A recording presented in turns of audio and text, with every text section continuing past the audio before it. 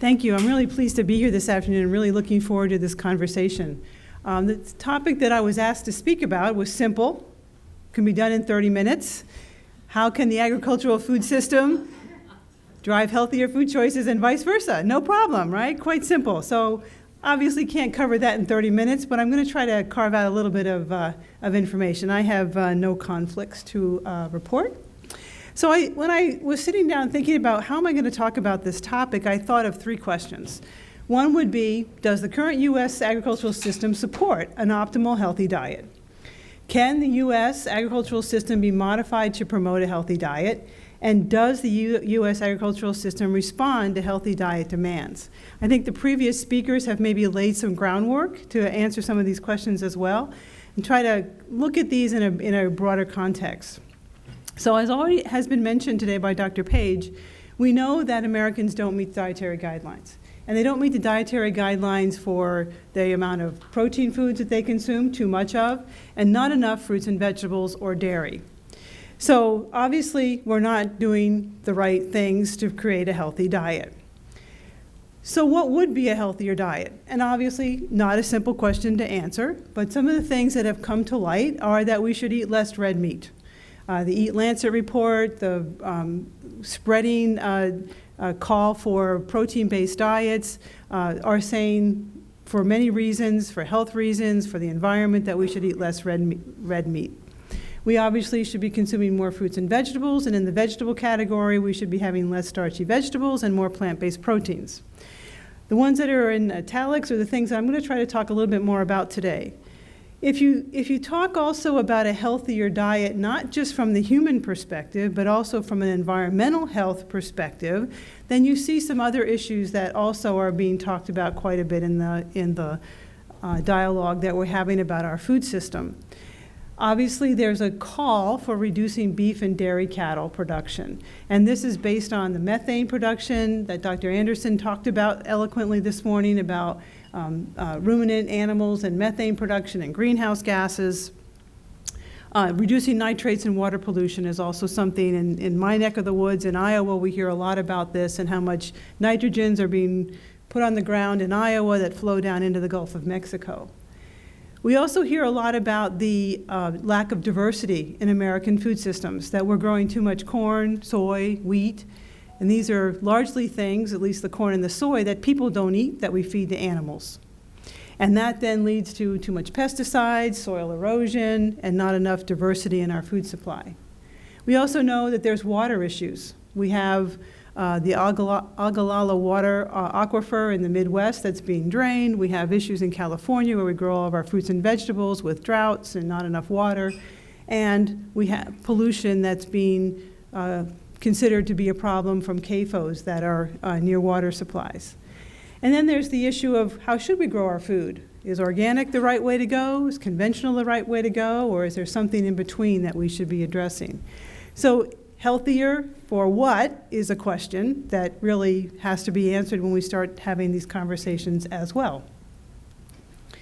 So I'm just going to talk about a few things. We're hearing a lot about eating less meat, that this is something that we should do as a population because it's healthier for our bodies and it's healthier for our environment. So I want to dig down into that from an agricultural perspective a little bit. So if you go to the 2017 Ag Census, you'll find that almost 50% of the income in agriculture is coming from animal production, animal food production, cattle, poultry, eggs, and milk, and hogs. That's a huge, significant component of the economics of agriculture. You see that grains are another high amount, 31%, and most of those grains, as I mentioned, go to feed those animals that were generating the 50% of the income. You see down there on the side, fruits and vegetables, teeny fraction of the economics of agriculture in our agricultural system today. If you look at where we do agriculture, California, obviously the big dog in producing income from agriculture, followed by Iowa and Texas, and those three states combined generate 27% of all the income in agriculture. If you look at the top 10 states, going down there to Indiana and Wisconsin at 3% each, all those 10 add up to 55% of the agriculture. So there's a relatively small percentage of states that generate most of the income from agriculture. The other 40 states are in that 45%. So looking again at animal production, we produce animals pretty much all over the U.S. All these red, orange colors indicate some agriculture related to livestock. There are certainly pockets of heavier exposure where you see like down here at the broiler belt through the southeastern United States. You see heavy pockets in Texas and in the southwest United States where we produce a lot of livestock. But every state has some investment with a little bit of maybe few that don't have much. But it's really a lot of states involved in agricultural production. So what is it that makes people want to eat meat? I'm turning now to the consumer. This graph shows it pretty clearly that when you produce more, people eat more. And this is on a global scale. So which is driving which? Do people demand more and we produce more, or do we produce more and people consume more? Really can't tell from this data, but it's pretty evident that when you produce it, they will eat it.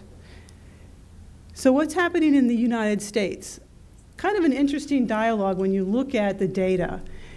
Back in the 1940s, 1920s, and 40s, you can see fairly steady amount of meat per capita. So this is retail products of beef per capita. Right around the 40, 50 pounds per person.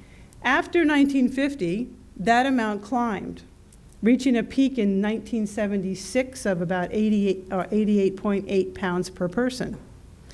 After that, well, so why did that increase occur? A lot of things probably. This was the post-World War II era, industrialization, higher yields, better production, lots of consumer demand going up probably during that time.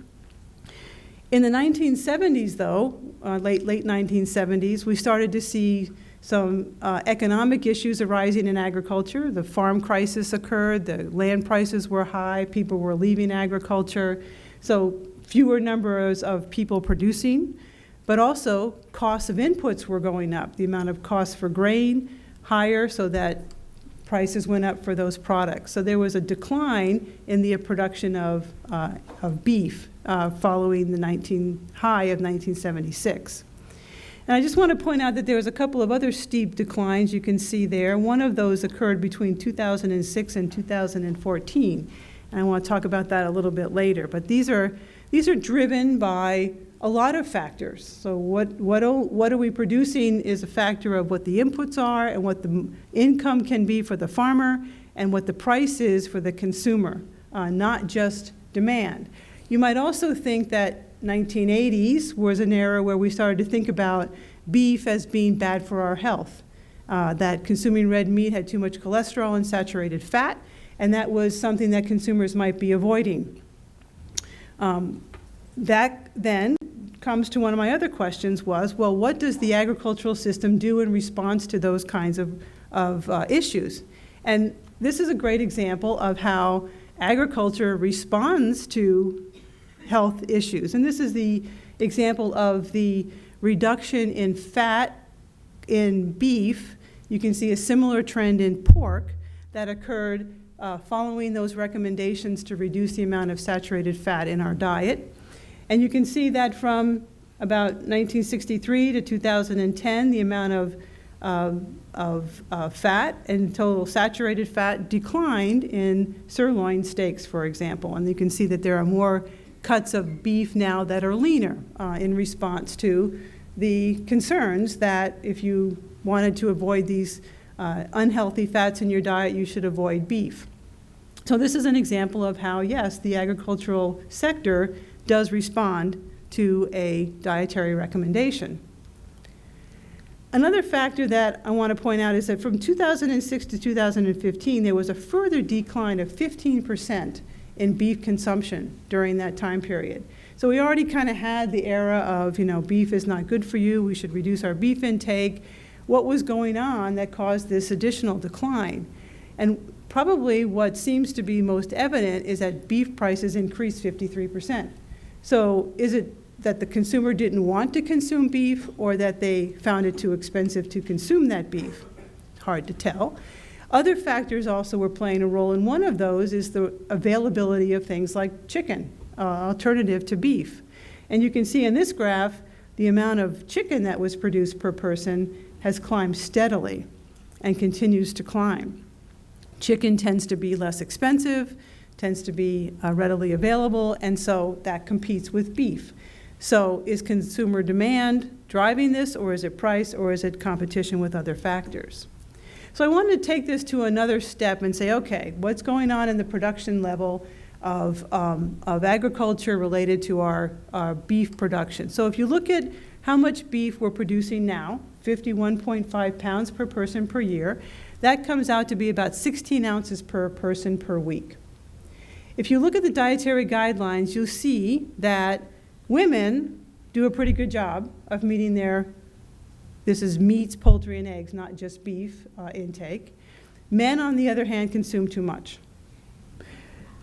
So if you look at the 16 ounces per person per week, and then you compare that to the dietary guidelines, which recommends 26 ounces of meat, poultry, and eggs per week, the question could be asked, are we producing too much beef? Or are just certain segments of the population consuming too much of all of the protein sources? It's hard to say from this kind of data. I want to take it to the next step also then and say, okay, well, what's the prediction? The graph on the left shows you that decline from 2006 to 2015, where you see beef in green significantly going down, chicken going up, and pork in a little bit of a decline. The predictions based on ERS data, based on market price predictions, historical trends, are for all of those to increase in the next decade or so. However, there are market factors at play that are going to influence that. And one of those is obviously, what are the consumer demands for beef? And you all in this room are totally aware of the competition that's being launched for plant-based proteins. When you give consumers alternatives, such as the Impossible Burger, other sources of plant-based products that look and taste like beef, will they switch from beef consumption to those new products? And some predictions are that, yes, indeed, they will. So, again, we don't know if it's consumers demanding this will change the market value of beef. But let's just say, if that were to happen, what are the consequences to agriculture? Up in the right here, I've kind of put together some of the things that I just talked about. You know, what are the other reasons that people might consume beef? Alternative products are available, the market prices and the supply, what's being sold in their retail and their food service outlets, what are the lobbying efforts? We have things like Meatless Mondays that are being lobbied for in schools and public places. Science and research, when WHO comes out and says beef is a cause of cancer, that influences people's decisions about what they eat. Federal, state, and local policies influence that, and then trends and fads.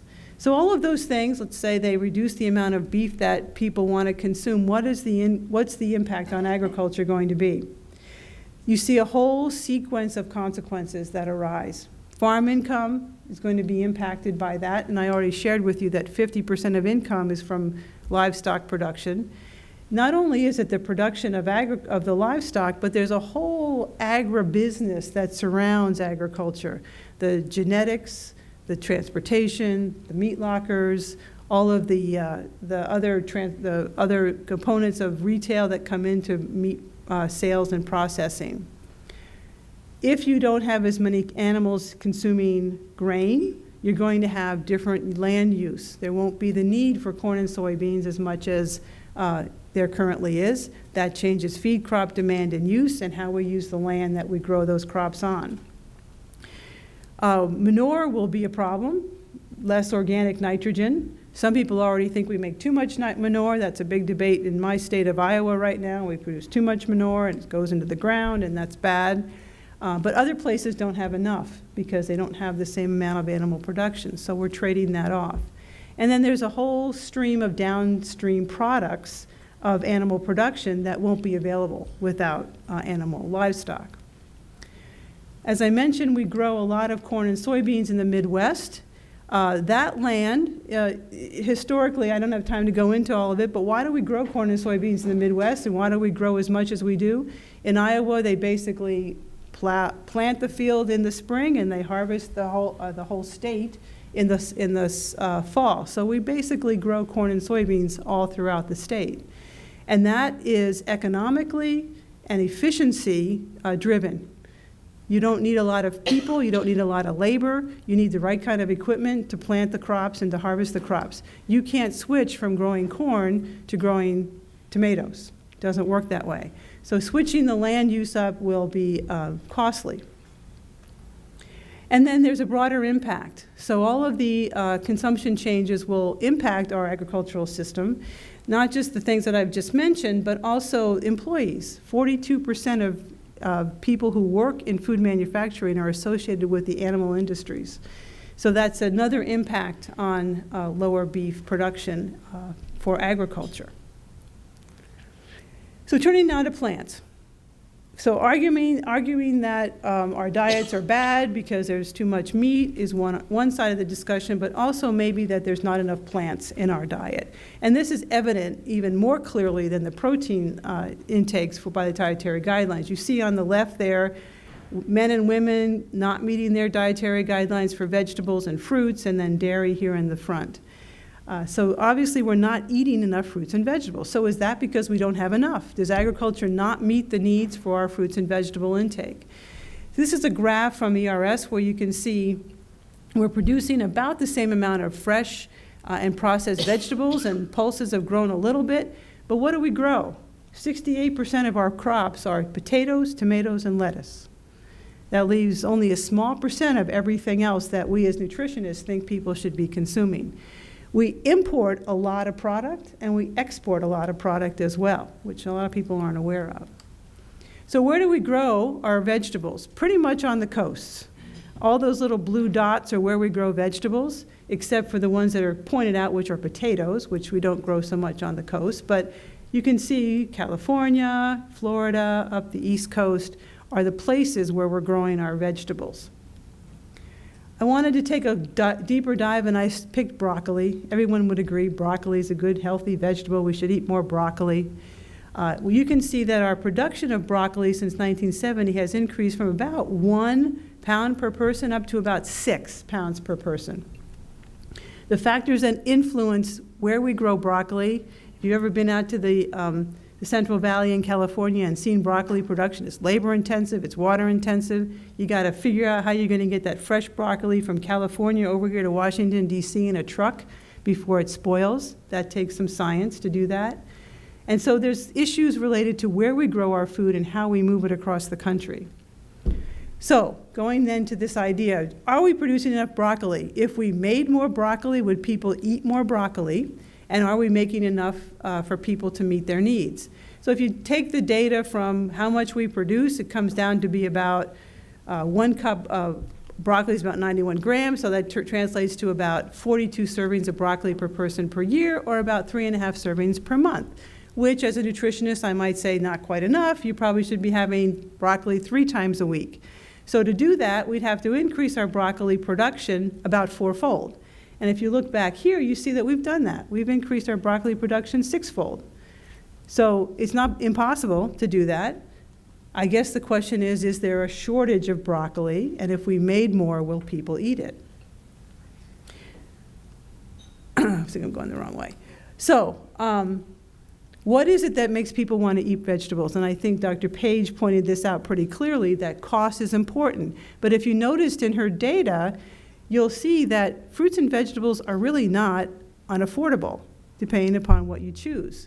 And if you look at broccoli, for example, it comes out to be about 81 or 71 cents a cup per serving of broccoli. And if you look at the price index of fruits and vegetables, they haven't gone up as much as overall consumer prices, about half. So are we producing enough vegetables? Are we making them affordable for consumers is a good question. And this data would seem to suggest that we are.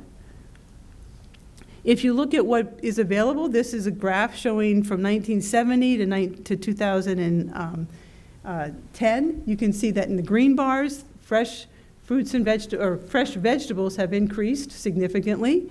We are seeing less of an increase in processed vegetables, which may suggest that people want fresh vegetables, and so we're producing more of those. And then on the right, where are people buying their vegetables? Growth in farmers markets have expanded significantly. You can see from 1994, where there was about less than 2,000 farmers markets, to over 8,000 farmers markets in 2014. So farmers markets have been a place where people can go to get fruits and vegetables largely, although other products are sold there as well. And you can see also that availability of these, such as SNAP benefits being able to be used at farmers markets, increases access to consumers as well. So going my little diagram again and trying to look at this way, if we're going to grow more fruits and vegetables, what would that entail? So access to fruit and vegetables from markets, the cost is going to be important. Are we subsidizing fruit and vegetable producers adequately so that they can produce and be economically viable? What about commercial versus local? Should we mass produce these vegetables, or should we just have them being made at local farmers markets? Climate change is going to have a huge impact. Are we going to be able to continue to grow our fruits and vegetables in California, where somewhere like 80 to 90% of some of our fruits and vegetables comes from? What about water access in those locations? Mechanization, as I already mentioned, you can't just switch from growing corn to growing broccoli. It doesn't work that way. There's labor issues, mechanization, and all kinds of transportation issues that have to go into that. One of the disrupting technologies that are clearly becoming evident is growing our fruits and vegetables outside of farms. And this is a picture of Aero Farms, which is a commercial venture that has a warehouse where they grow green leafy vegetables in shelves. Works great for green leafy vegetables. I'm not sure we can grow apples this way, but the technology will continue to expand, and I'm sure that this will add to our ability to grow more fruits and vegetables. So if you look at the impacts of needing to grow or produce more fruits and vegetables, where is the land going to come from? Are we going to do that in greenhouses? What are the energy costs? What about the manual labor? We know it takes labor to grow these fruits and vegetables. That is a big issue for our farmers. Transportation, storage, processing, and then waste, because if we're all going to have fresh fruits and vegetables, there's going to be more waste. These are perishable products. They have to be consumed in a timely manner unless we process them. And I already mentioned water use. So, kind of bringing those together, what has been our policy in agriculture for the last decade or so? Low cost of food. We as Americans want our food to be inexpensive. We want to have our money to do other things with it. And so that has been a major goal for agriculture, and we've achieved that. We've also been driven by increased productivity. We want to have higher yields of corn and soybeans, and you can see how much money is spent at the USDA on pests and herbicide treatments for our crops, way more than we spend on human health from the USDA perspective. So we're focused on increasing our productivity, but has it been on the right products? We've been focused on our commodity crops, which is where we generate most of our income, but most of those crops are going to feed animals, and then the livestock sector, as I noted before, are the major economic basis of our agricultural output. Nutrition-sensitive agriculture is a theme for developing countries that I don't think has quite trickled down to the U.S. yet. And I think that's really the core of what this talk is supposed to be addressing is, are we doing the right things in agriculture to meet the nutritional needs of the population? That includes nutritionally rich foods, dietary diversity, and food fortification topics. There's 3 pillars that I think fall within nutritional sensitive agriculture, and they're all integrated processes. You can't have one without the other. You can't just tell the farmers do less of this or do more of that without integrating that with the consumer education and with the food production system. Making more food available, making food more available and accessible requires agricultural production to meet the needs of consumers, but food processing and retail markets have to be part of that picture as well. Making food more diverse and production more sustainable requires policy issues and management issues and really sound science decisions. We've already proven that we can make food itself more nutritious. I think Dr. Anderson pointed out a few things that are already being done in animal agriculture. And then you can see some examples here of things that can be done to make food more nutritious. This has already been achieved to make higher protein, different fats and oils, modifying the carbohydrate intake, micronutrients and minerals. This can be done in agriculture if there's incentives to do so. So my takeaways are that Americans are generally meeting their dietary guidelines for proteins. And I think that the focus on reducing meat is somewhat hard to justify by the data that I've shown you today. We're probably not meeting our dietary guidelines for fruits, vegetables, and dairy, and how we do that is not just going to be driven by the agricultural sector. I believe that the agricultural sector will rise to the production that the consumers demand. I see that in my home state of Iowa, where you have a conventional soybean farmer who has a segment of his field where he grows organic soybeans because he can make money growing organic soybeans. He isn't opposed to those different types of technologies. He just is going to try to be as economically viable as possible. And I think that that's sort of a theme for agriculture in our food system today. We know that healthy diets will only be consumed when people have a reason to do so. Giving them the foods to consume is part of the picture, but they need to have that willingness to consume that, and that takes education and it takes an understanding of nutrition.